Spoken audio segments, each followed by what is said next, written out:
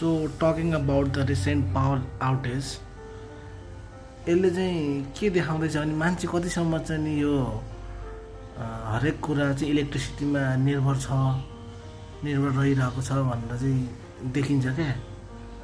झन् त्यो के अरे त्यो ट्राफिक लाइट हुन्छ नि, ट्राफिक सिग्नल होइन, त्यो नहुँदा त कस्तो कियोस हुँदो रहेछ त्यहाँनिर। आमा ल हाम्रो यस्तो शान्तिनो देशमा थोरै गाडी कुद्ने ठाउँमा त हामीले आफै म्यानेज गर्छौँ होला, तर ठुलो देश धेरै गाडी भएको ठाउँमा त ओ माई गड।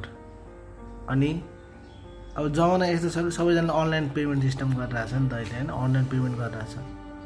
अनि बत्ती नै छैन, कसरी अनलाइन पेमेन्ट गर्छौ र तिमीहरूले सामान किन्छौ क्या।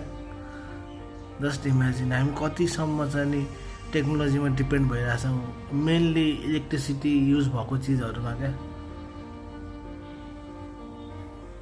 यो देख्दा यस्तो लाग्छ कि अलिअलि चाहिँ हामी जे होस् थोरै भए पनि चाहिँ यो कुराहरूभन्दा अलिकति बाहिर रहेर होइन, जस्तै पेमेन्टको कुराहरूमा पनि हामीले अलिकति क्यासहरूमा अलिकति भए पनि त्यो चाहिँ राख्नुपर्छ जस्तो लाग्छ क्या। यसो हेर्दाखेरि जस्ट इमेजिन कुनै दिन यस्तो पावर आउटेज हाम्रो देशमा भयो भने